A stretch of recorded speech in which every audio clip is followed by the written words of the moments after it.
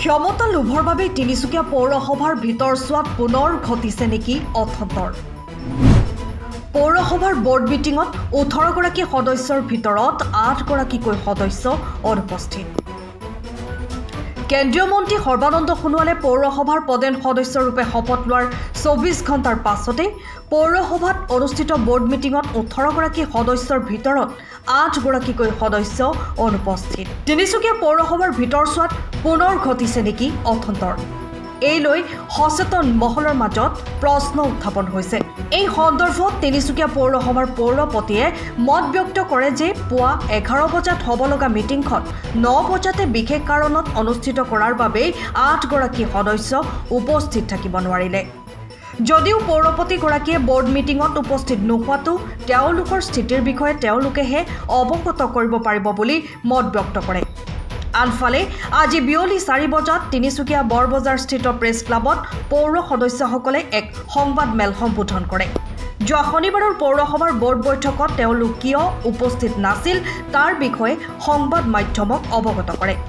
ইফালে তিনিচুকীয়া চহৰৰ উন্নয়ন আৰু বিভিন্ন সমস্যাৰ সমাধানৰ বাবে অনুষ্ঠিত কৰা বৰ্ড মিটিং অৰ্থহীন বুলি মত ব্যক্ত কৰে এগৰাকী জ্ঞানহীন পৌৰ সদস্যই। তেখেতৰ মতে বৰ্ড মিটিঙৰ সিদ্ধান্তৰ অবিহনে কাম কৰি যাব বুলি হাস্যকৰ বক্তব্য দাঙি ধৰাৰ লগতে বৰ্ড মিটিং নপতাকৈও ৰাইজৰ কাম কৰি আছো বুলি অৱগত কৰে সংবাদ মাধ্যমৰ আগত। সচেতন ৰাইজৰ মতে কাৰোবাৰ ক্ষমতা লোভৰ বাবে পুনৰ অথন্তৰ লগাবলৈ চেষ্টা কৰিছে এচাম ক্ষমতালোভী পৌৰ সদস্যই।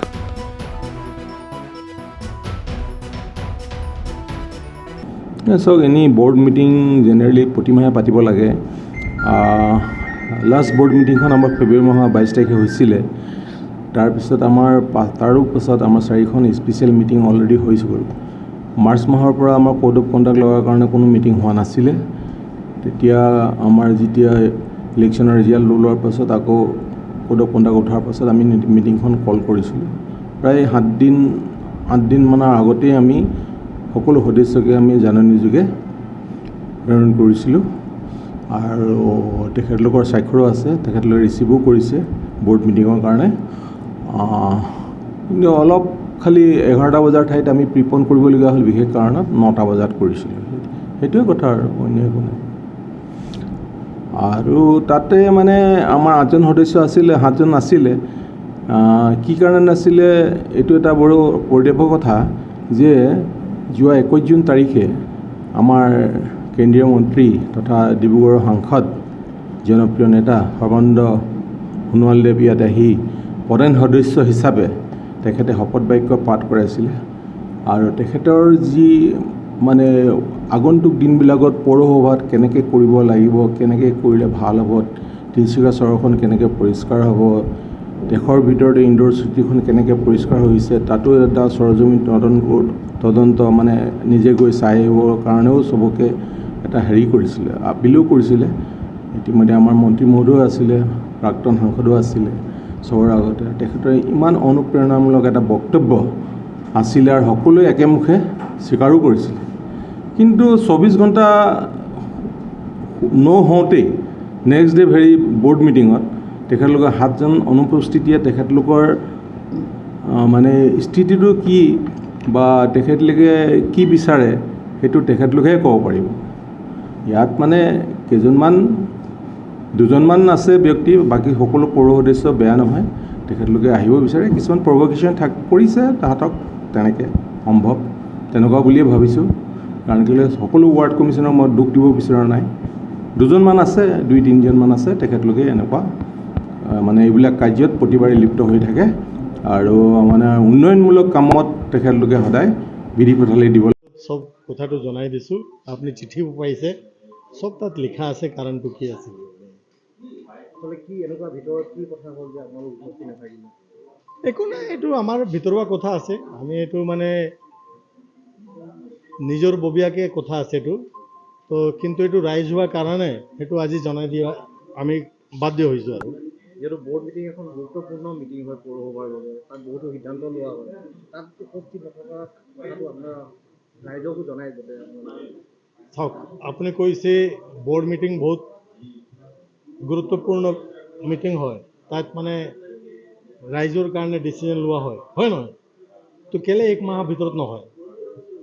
আমাৰ এক কয় 1 মাহৰ ভিতৰত বৰ্ড মিটিং হ'ব লাগে, কেলে 1 মাহৰ ভিতৰত নহয়? সেইটো আপুনি আমাৰ চেয়াৰমেনক সোধক। 1 মাহত যি হ'ব লাগে মিটিং, ৰাইজৰ কাৰণে আমি ডিচিজন ল'ব লাগে, কেলে নকৰে? গুৰুত্বটো ক'ত আছে? একো গুৰুত্ব নাই। বৰ্ড মিটিং একো গুৰুত্ব থকা নাই, একো কাম নহয়, জাষ্ট এটা ফৰ্মেলিটিজ কি আমি বৰ্ড মিটিং পাতিছোঁ, ইমানে কথা। ইয়াতো তিনিচুকীয়াবাসী ৰাইজৰ ইয়াৰ উন্নয়নৰ কামসমূহতো স্থবিৰ হ'ব এইবিলাকৰ বাবে, এইটোৰ বিষয়ত আপুনি কি না, আমি কাম কৰি আছোঁ। বৰ্ড মিটিং হওক নহওক, বৰ্ডত কি সিদ্ধান্ত হৈছে আমাৰ মতলব নাই।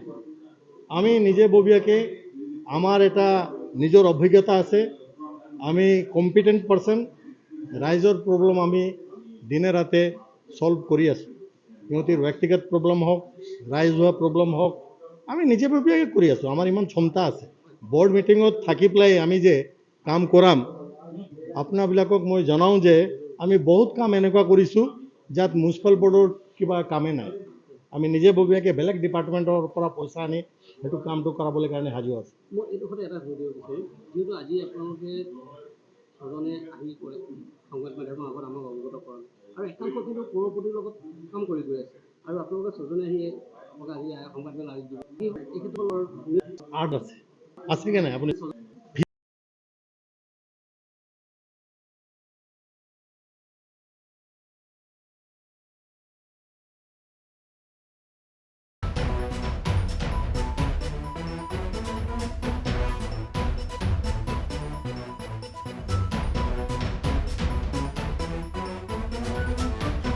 তিনিচুকীয়াৰ পৰা অজয় শৰ্মাৰ ৰিপৰ্ট, টাইম অফ আছাম।